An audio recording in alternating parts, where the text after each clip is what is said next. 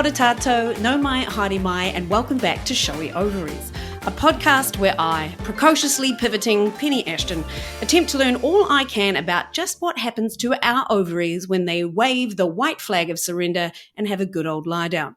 As always, a quick reminder that I am not a doctor. And seriously, this is true. Often my first reaction when my husband hurts himself is to laugh, which is not what you want in a health professional.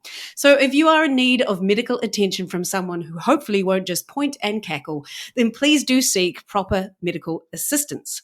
Today's guest may not be a doctor, but my word, she has been a panacea in human form for thousands of sex workers in New Zealand and globally.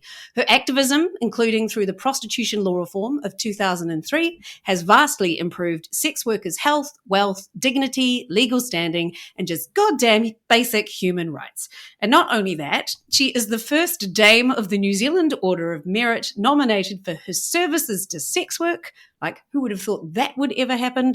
Not detained on Her Majesty's pleasure, but rather Her Majesty exalting her on the behalf of everybody else's pleasure. So I'm very excited to welcome to Showy Ovaries the one and only founder of the New Zealand Sex Worker Collective, Dame Catherine Healy. Hello, welcome, welcome, welcome. Hello. Oh, kia ora, Penny, and that was a lovely introduction. No worries. And I've got more to come later because you're even more fabulous than that. So now I did read somewhere that you, it was a couple of years ago, but you were saying that you were it was taking a while to bed in the concept of being a dame. And I was wondering, has it come along in these 2 years? Are you more used to it now?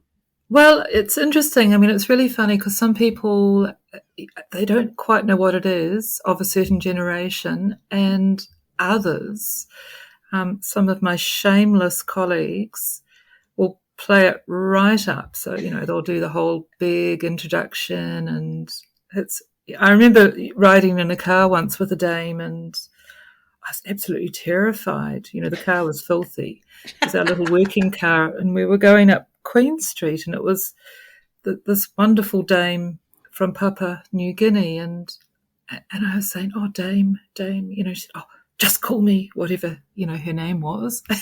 I thought, I can't do that. She's a dame. Right, okay. Do you like it when people say Dame Catherine Healy? I feel like it sort of runs off the tongue. I've been told a few people I'm interviewing Dame Catherine Healy, Dame Catherine Healy. I quite enjoy that. Do you like hearing it? I look around for the proper one. I mean, it is pretty crazy, you know, to have been given a nomination for services to sex work. Like, that's something I imagine you never thought was going to happen. I couldn't have, you know, predicted that. Nowhere. Yeah. In my youth, nowhere. In my imagination, never. It is pretty amazing. You know, that it's a gong from the Queen for services to sex work, I think, is a phenomenal. And I think it's a really shows, you know, the fact that New Zealand has been very forward-thinking and progressive on this whole subject. And does that make you proud of New Zealand in a way as well? Well, it does. And, you know, there's nothing like reflecting on that really and thinking, wow, you know, the company, all the dames out there, and I think about them, and so many fabulous people I admire, like Dame Margaret Sparrow, and just lots of brilliant people. And I thought, wow, that's amazing. Yeah, there ain't nothing like a dame, as they say. I'm sure you've never heard that before. And the other thing I have to give you props for is that I did a show for I think it was about 8 years. It was called Hot Pink Bits. And it was about the history of the sex industry. And it was basically inspired because I do the panel on Radio New Zealand, but I was listening to it, and Gary McCormick was on the panel railing against the notion of the you know, prostitution law reform. And he was being a bit of a dick, to be honest. He was just being really negative and saying, and he was on with a woman from the Christchurch City Council and I remember this vividly. She was like, the government's lost it. They've just lost it over this one. They've lost their minds. And I remember that. And I got so angry by it that it actually sort of inspired me to write my show, which I then toured around all over the world, and it did really well. And it's basically, you know, and that prostitution reform probably wouldn't have happened without you. So I want to say thank you for inspiring my show. Well, that makes me feel terrible. I wished I'd seen it. So, how interesting. I didn't know this. Yeah. Brilliant. Yeah, and it was because it was going to be about famous prostitutes, but then I turned it into the history of the sex industry as a whole. So history of prostitution, pornography, all this sort of stuff. And my whole thing that I came away from, and that's the thing too, once you start looking into it, you just realize that the only sensible solution for the health, well-being, of everybody is to legalize it and then to bring it out into the light and to give people dignity and then to be able to conduct themselves as business people because they are, and there's no Victorian double standard around the, ethics of it all and morality. So, when I had to sit down and really think about that, that's where I came to. And then it was in 2007. So it wasn't long after it became, it was decriminalized. So anyway, I appreciate you. So anyway, I've got a longer introduction for you now, which goes on more about how much I appreciate you. I'm a bit of a fangirl. So my friend suggested you. I was like, oh my God, that's such a good idea. I hope she wants to talk to me. So I'm glad you are. So anyway, here's your longer introduction. Dame Catherine Healy was born in 1956 and grew up in Eastbourne in Wellington. She initially trained as a primary school teacher and worked in this area in the late 70s and early 80s. She was introduced to sex work when she found out that her flatmate was a prostitute. And though originally horrified at this idea, once her flatmate challenged her judgments and perceptions, she decided to give it a red-hot go. Not all that fussed at first, she went back to teaching. But a few years later, she answered an ad to work in a massage parlour to supplement her teaching income. After a year, she decided to go full-time and unsurprisingly was soon earning nearly 4 times as much as she was when she was teaching and was enjoying the late-night carousing culture a little more than the staid staff room culture. Is something that I read. After sex working for 7 years, she decided to turn to advocacy work and so founded the New Zealand Prostitutes Collective in 1987 with a focus on decriminalisation and health and welfare protection. As a direct result of this and thousands of hours of work, in 2003, the Helen Clark government passed the Prostitution Reform Act. And what has become known as the New Zealand model of prostitution came into being, which is an incredibly progressive approach to legalising sex work that has been lauded globally. In fact, Catherine was invited to debate the topic in England for the Oxford debate, which she soundly won. Personally, I just think the legislation is so important because, as we are potentially about to see in the USA, when you make something as fundamental as sex work or abortion illegal, it never stops it. It just forces it underground and endangers the lives of all of those involved. So here endeth my rant. Please welcome again Dame Catherine Healy. Hooray. Thank you, Penny. That's a lovely introduction. Just a couple of things. Did I get things wrong? No, not really. Helen Clark was supportive, but it wasn't a government initiative. It was a private members' bill led by a Labour MP, Tim Barnett. Right. He was the Central Labour MP for Christchurch Central. So, different parties, of course, either opposed or supported. So it wasn't, in fact, led by government. Right, but it was the Helen Clark government at the time that was the government. Yes, and she was definitely supportive. Yeah, absolutely. Yeah. Fantastic. And so do you see Tim now, or was that a fleeting association, or? Well, no, we zoom away, and in fact next year we've got the 20th anniversary of the passing of the legislation, so yes. We're pondering what we should be doing about this, and hopefully, there will be something that will come out where we've collaborated to bring out some thoughts on it. Yeah, and some massive change. Like, has there been enough data now to see that it's been a positive effect on the lives of sex workers? Do you know what? In every week, if not daily, we get emails from all over the globe and all different kinds of people, like policy makers, people who are politicians, sex workers, obviously. And, it's very moving when you hear, their respect and they want to know what we've done. And it's always gratifying, of course, to hear from our mates across the ditch. And for an Aussie to ask a Kiwi what's up with our law is quite something. So, yeah, it's ongoing. We've not fully decriminalised. We've got more work to do in respect to the migrant sex workers. It's not a perfect piece of legislation, but had the politicians listened completely to us, we would have made it perfect all those years ago. But there is more to come around, right. Things like the migrant sex workers and stigma. There's a lot of discrimination sex workers face. Absolutely. And is retirement anything that you entertain? Well, I don't know. I think the head can't retire, and, the commitment to this issue will never retire. Yeah. And so what was it? So when you were doing the actual work, did you just get so frustrated day to day with what you saw as the inequities and the injustice in the law around it, so that pushed you? Or was it about the welfare of the people that were working? What was the big motivator for you to start the Prostitutes Collective?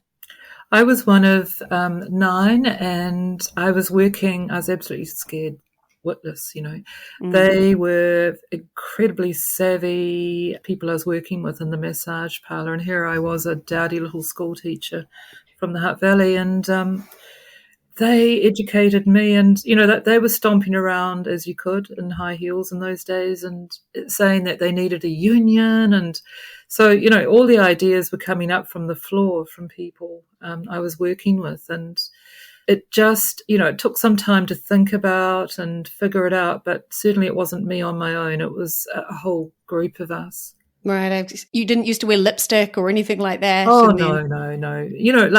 We came through the brown 70s and, The brown 70s. It's when I was in the brownies. Oh, that was the 80s. Oh, right. Okay. Yes. Right. And so then did you change that when you were a prostitute, or did you stay as you were? That's right. I had to get a makeup lesson, and, it was all velvet in those days. And yeah, it wasn't really my style, but it was kind of fun to... I mean, it's a uniform in a way. Yes, wander into this world. And, like the Dallas was reigning big at that time with shoulder pads and the whole 9 yards of glamour.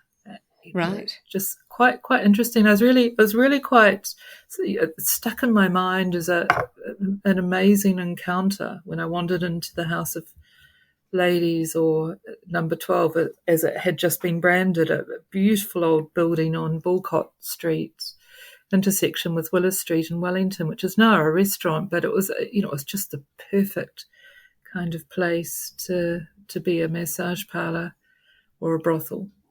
And were you mainly in brothels as opposed to other forms of prostitution? Or? Yes. Right. Fantastic.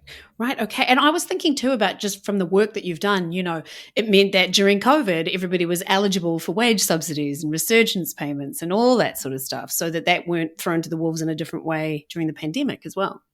I know. And I think it was really interesting. The government, of course, was empathetic with that too. They didn't want to see sex workers put in the margins at all. And so we deeply appreciated that empathy. Mm.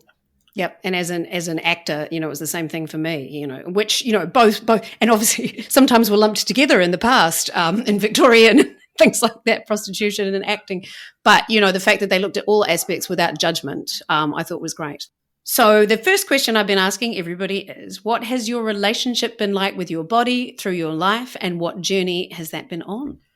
Well, I'll start with the other day when the body and I were bobbing around in a bikini that couldn't really contain all of me in the seas. And I think, in the main, it served me okay. Of course, it's done a lot of lie back and let's think of England, but it's also, trekked me through the Himalayas. And as a kid, I used to dance on the stage and run around, athletics, tennis, netball, you name it. So, yeah, I think it's served me quite well. It could be a bit lighter these days. Too many puddings. Too many wines, actually. And fair enough. Is that something that you are consciously thinking of when you're involved in sex work that way? Or is it, this is who I am and this is who I am here to sell? Or is it constantly something that's on your mind? I think it's interesting, actually. I mean, I didn't think about it much. I remember giving a talk with 3 other sex workers to a business and professional women's group. And, of course, we used to all smoke cigarettes. And as a consequence, we didn't eat much and we drank coffee. We had long shifts. And I remember this woman putting her hand up and saying to us all, how come prostitutes are all skinny? And I'd love to be asked that question today, but it's not going to happen. But it's interesting. I never thought about it. But I guess, we were young and we had bad cigarette habits. And, I mean, it was a no-brainer. We didn't eat much. Right, okay. But I don't think I thought about my body that much. And is that is there some sort of dissociation around it, or you just didn't just didn't need to think about it? Oh, no, I think, I think it's more the luxury of youth, Right. Just you're kind of busy, you're active, you're doing things, in a way. And it's when you get older and you slow down a bit, you have to haul more of yourself around. Well, that's my situation anyway. It's funny because I wish it wasn't. Regular listeners will know that I was quite a lot heavier in my teenage years and stuff like that. So I'm sort of the opposite in a way. But yeah, and then because I managed to lose weight, which I had for various reasons around my medications and things like that. And so for me, approaching menopause is actually a little bit like, am I going to go back to that thing that I used to worry about so much, and still haven't ever really managed to let go. So that's an interesting thing for me to try and get my head around at any rate. But now, did you know anything much about menopause at all before it came knocking on your door? No, I didn't really. And I mean, in a sense, you'd hear the throwaway lines, but I didn't, you don't really think, oh, it's coming, I didn't, at least. I didn't think about it. And I just, I was surrounded with people who worked in sexual and reproductive health, fabulous nurses, doctors from sexual health and family planning and so on. But that's through our work at, with our organisation. But no, I can't say I really thought about it. So that's so interesting, isn't it? That you're surrounded in that. And it's all about those particular parts that are used in the sex work, etc.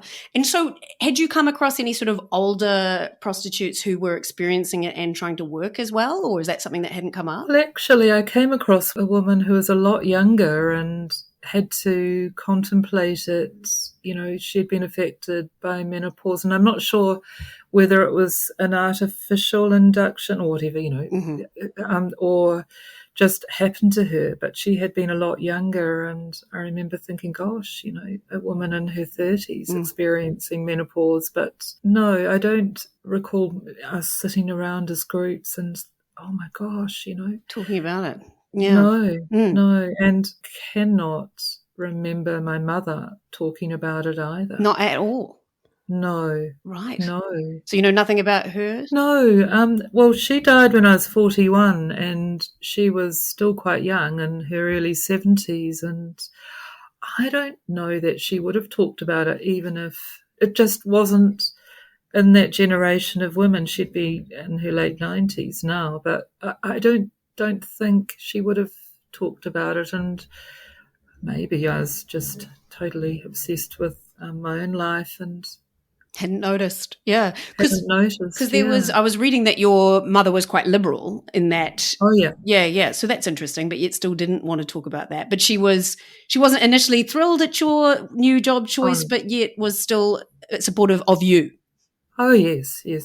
Supportive, very. And I mean, yeah, she was liberal. She was, supportive of abortion rights and all that sort of thing. And there was definitely stigma that she was affected by what I was doing. Definitely she had awkward conversations with her peer group and at times, but no, she was a stalwart in terms of support. Yeah, I mean, especially in was it about 1980 something when you started, early 80s? 87, yeah. We started, and 86 I'd started as a sex worker formally, right. And took a year's leave of absence from.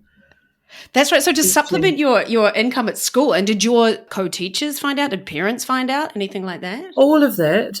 But fortunately at the time, I was so oblivious to that. And it was kind of lovely. Years and years later, I went back and spoke to a Rotary group where my former principal, a lovely guy, Roy Hewson, he was the principal at the time. And I mean, of course, Roy was bald and had no hair to lose, but I'm sure if he had he would have lost a lot on my account. I see. So he knew about it. Apparently, yes. And I just didn't know that they would have known. You think your life is secret, but, Yeah. And your school was in Upper Hutt, did you say, or Lower Hutt? No, the school was a lovely school in the Hutt Valley in Petone. It was a beautiful school. Have ex-pupils come up to talk to you about sex work and then thinking, oh, my God, it's you that taught me, but, No, I haven't had that actually, which is really interesting. So, but, I've certainly had people who have said, oh, you used to teach me. Yeah. I mean, it would be quite I went to a Catholic primary school. So if one of the nuns had turned around and come around with it, I would have been quite surprised. surprise. But yeah. So then how did menopause manifest itself in you? Well, it kind of dawned on me. I think I was a dopey, quite dopey really, about my own sexual and reproductive health issues. And it just dawned on me. I thought, oh, well, I haven't had a period for a wee while. And, it kind of was a bit erratic. And I just thought, oh, well, And I think at the time I would have been a mid to late 40s coming up. But yeah, it just came and went and came and went, and then I thought, oh, that's it.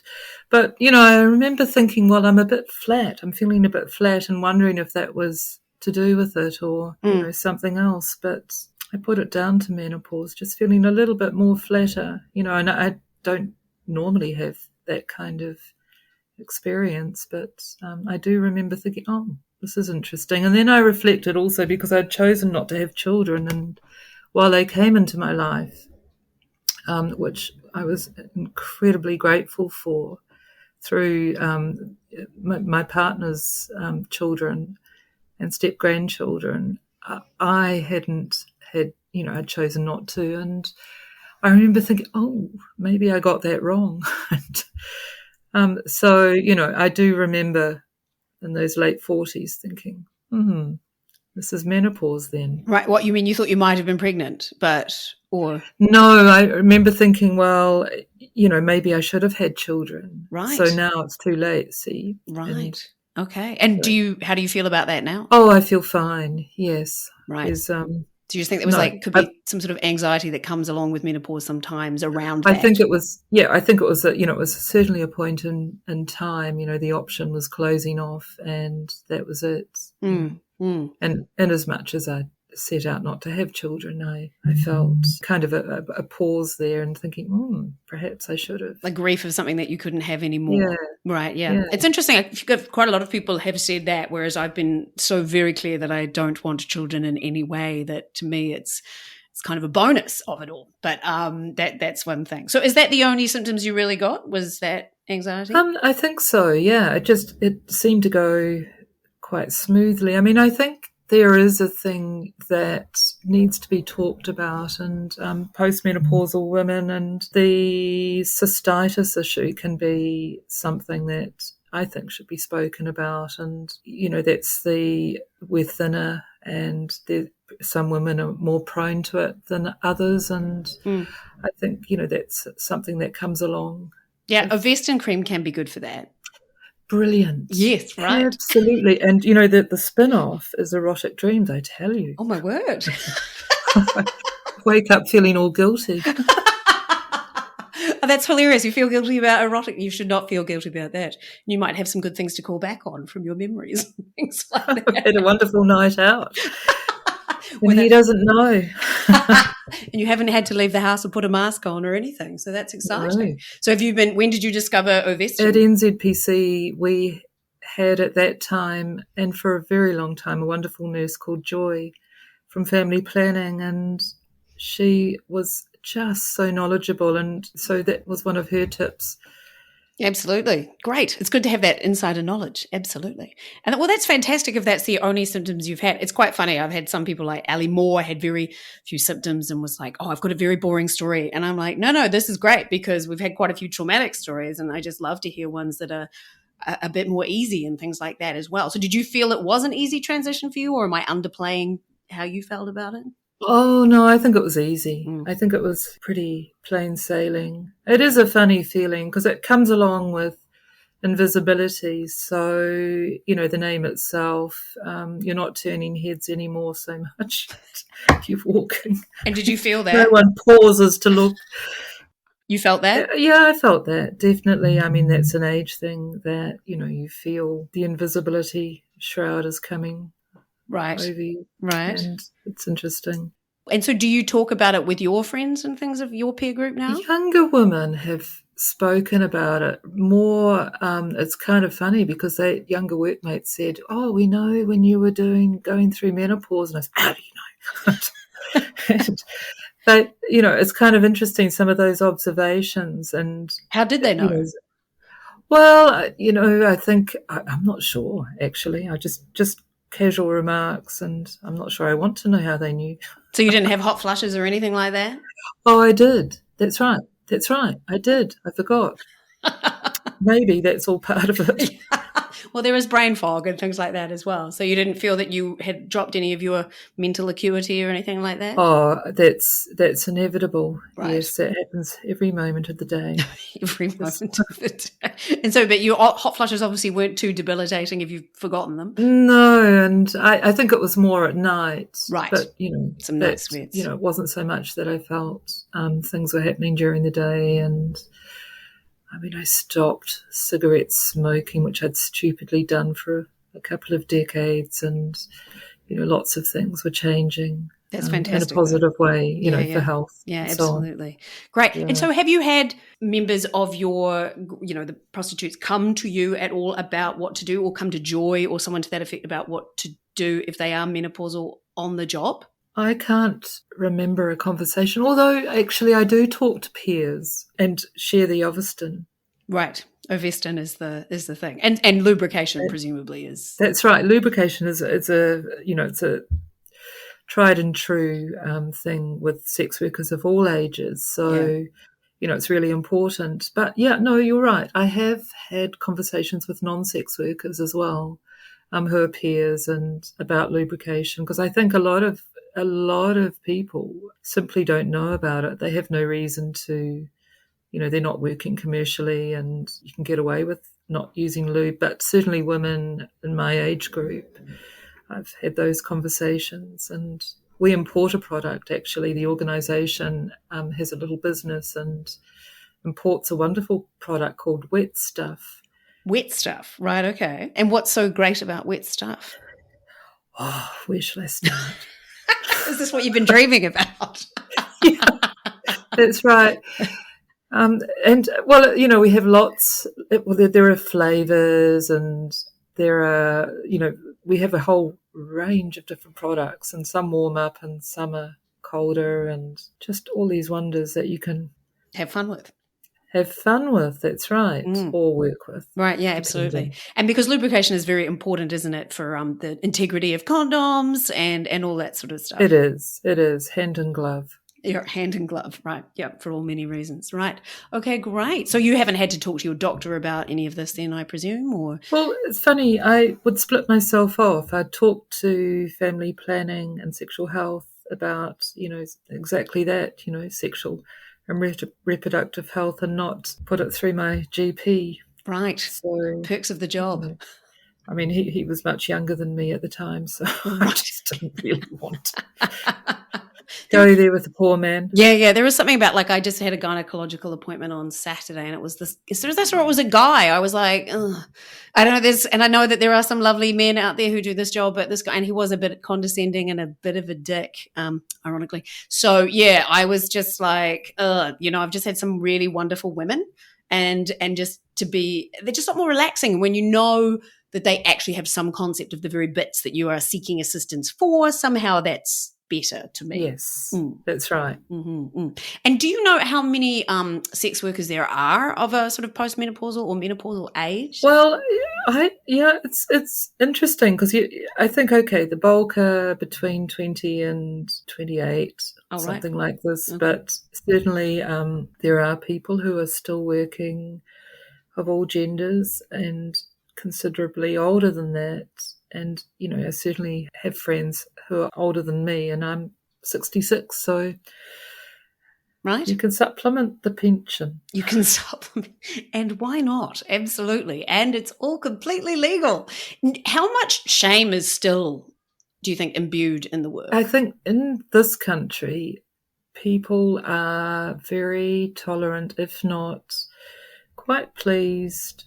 I know that there are people who are very disturbed, distracted by the notion of brothels or sex work being decriminalised, but there are others who recognise it as a framework that's about protection and, protection from the harms. And those people certainly would wave the flag and say, look, it's a model. And, that helps reduce that shame, that stigma. And sex workers looking outward would say, okay, there's a lot of stigma. I feel it. I feel it in the way I'm looked at or talked to or spoken about or spoken to, So I think somewhere in the middle, it's changed a lot, but somewhere in the middle, there's still that kind of disconnection. Right.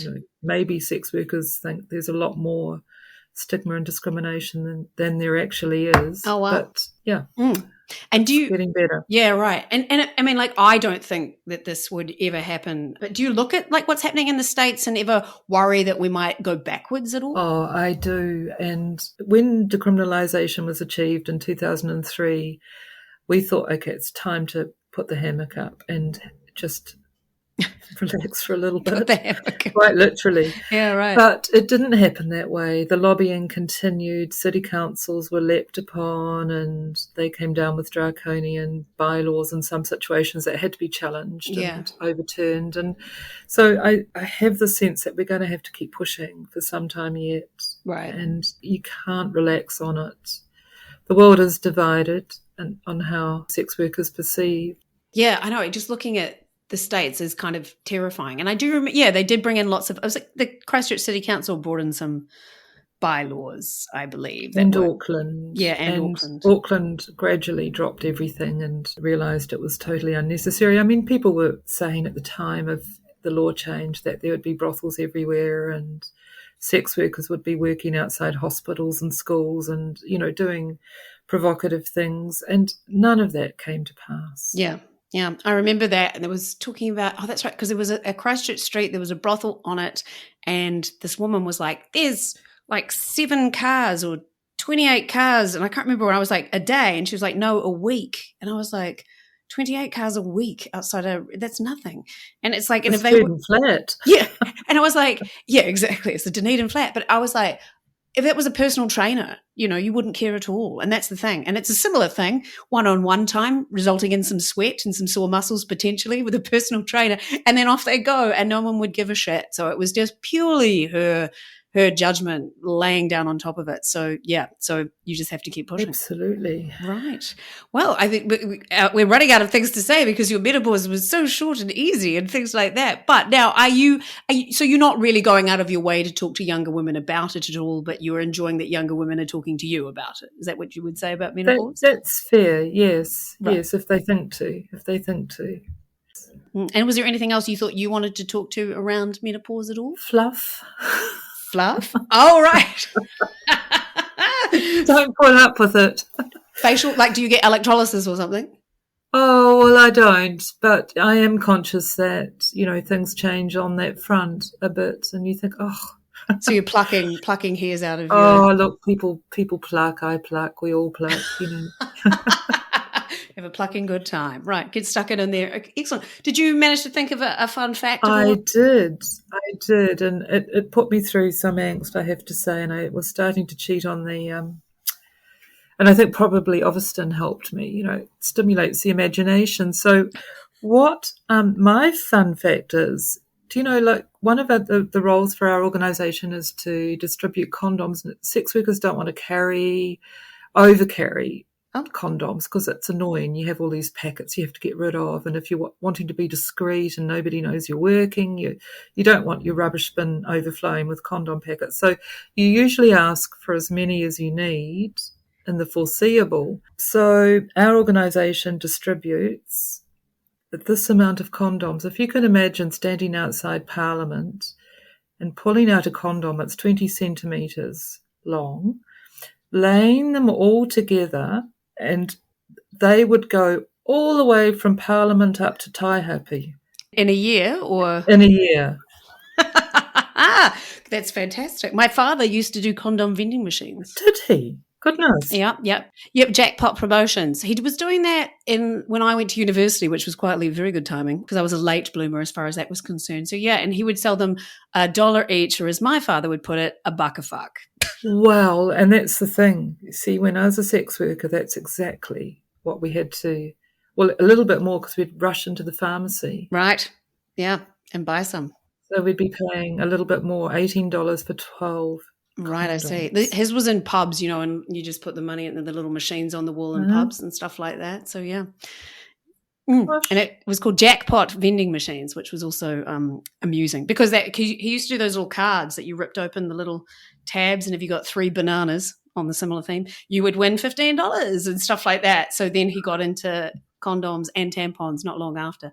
Yeah, I didn't buy tampons for years or condoms, so that was exciting for me. But I mean, I just want to say it's amazing the work that you're still doing and that you're still committed to it, and the lives that you've changed and made better and given dignity to, I think is you cannot overstate dignity and feeling valued, and also having pathways such as the wage subsidy by being legal, that you've done all that. So well done you.